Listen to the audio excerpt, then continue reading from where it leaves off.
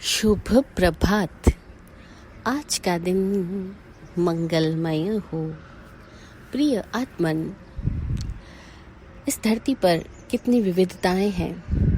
कहीं गहरी खाने हैं, कहीं इस धरती पर नदियां बहती है, कहीं पठार है, कहीं पहाड़ है, कहीं समुद्र है। और धरती का जीवन इतने विविध तरह का होने के बावजूद भी धरती एक अखंड है।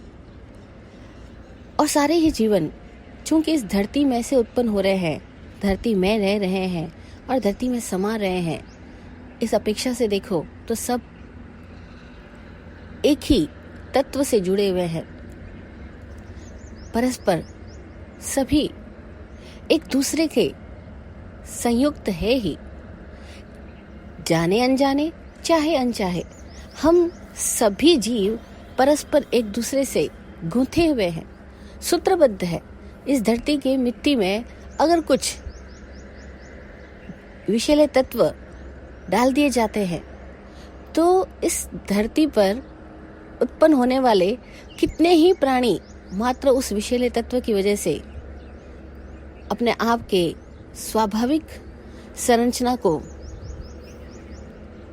गैर स्वाभाविक पाते हैं, यानी बीमार हो जाते हैं, विकृत हो जाते हैं।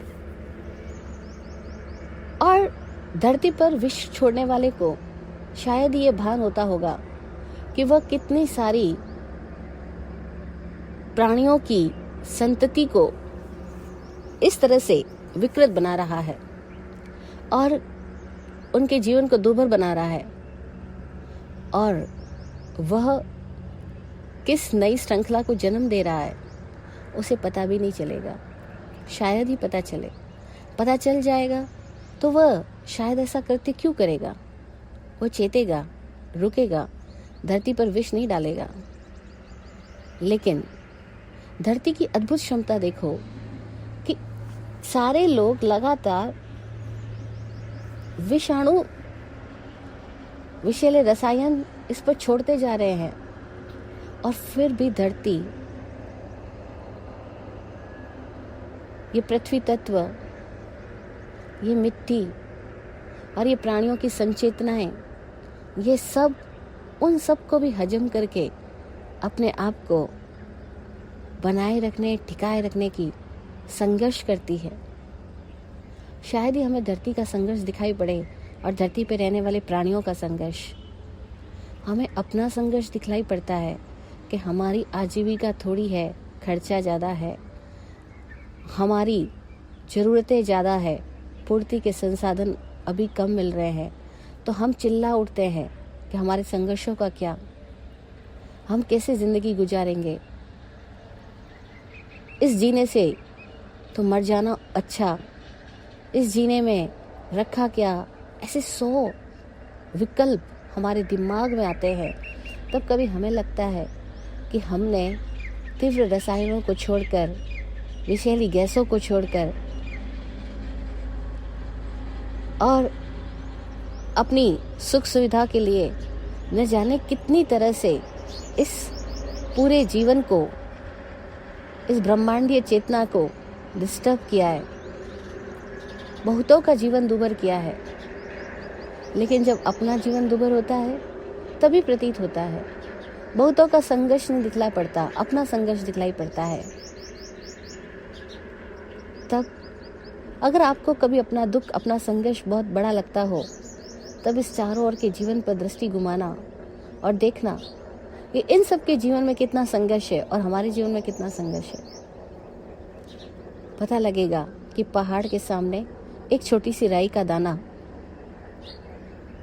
इतना बड़ा डिफरेंस है। ये पूरी प्रकृति जो कष्ट उठाती है, प्राणी जगत जो हमारे से संताप पाता है, उनके संघर्ष जो हमारे, जिसके निमित्त हम बन रहे हैं, उनके संघर्ष पहाड़ जितने हैं और हमारे संघर्ष एक राई के दाने जितने हैं। लेकिन फिर भी हम हर पल सुख सुविधा प्रिय है, इसीलिए इस संघर्षों से हम बेचैन हो उठते हैं। नहीं, अगर जीवन में संघर्ष, परेशानियां, पीड़ाएं, कष्ट, प्रतिकूलताएं, ये सब नहीं चाहिए तो इस पूरे ब्रह्मांडीय चेतना को अपनी ओर से कभी पीड़ा मत पहुंचाओ।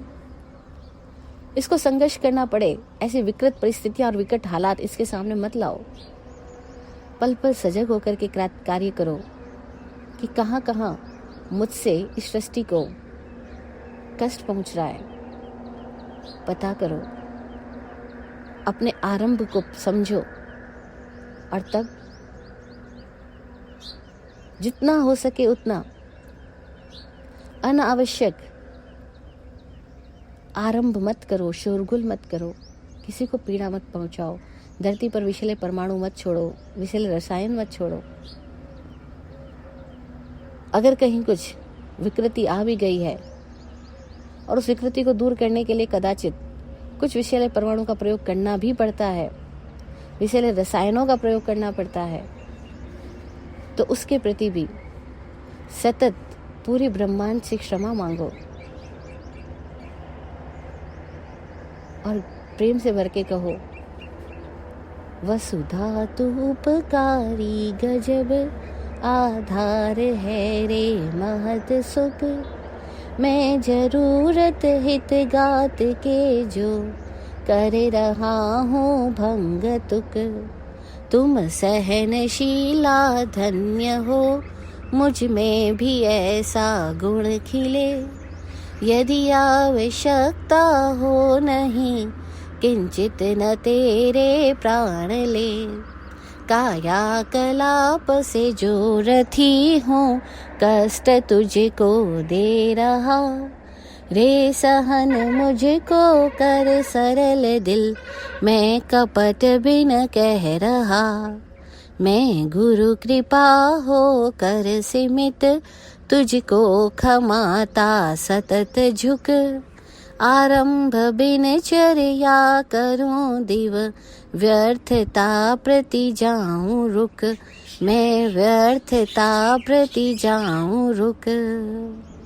हे मातृवत पोषिका, दिव्य भव्य पृथ्वीकाय, आपके उपकारों के प्रति धन्यवाद, आपकी सहिष्णुता को, सहनशीलता को सतत नमस्कार। सद्गुरु आशीष से यह मन धीर वीर गंभीर बने, आपको अनावश्यक कष्ट न देते हुए आज की दिनचर्या संपन्न हो। भूल चूक प्रमाद नियति संयोगवश प्राप्त आपके कष्टों के लिए खमत खामना खमत खामना खमत खामना। इस जीवन यात्रा में आप सदा सहयोगी रहो, हम परस्पर सहयोगी रहें। कल्याण मस्तु, सबका कल्याण हो। ओम शांति, ओम शांति। जय विराट शांति गुरुवे नमः।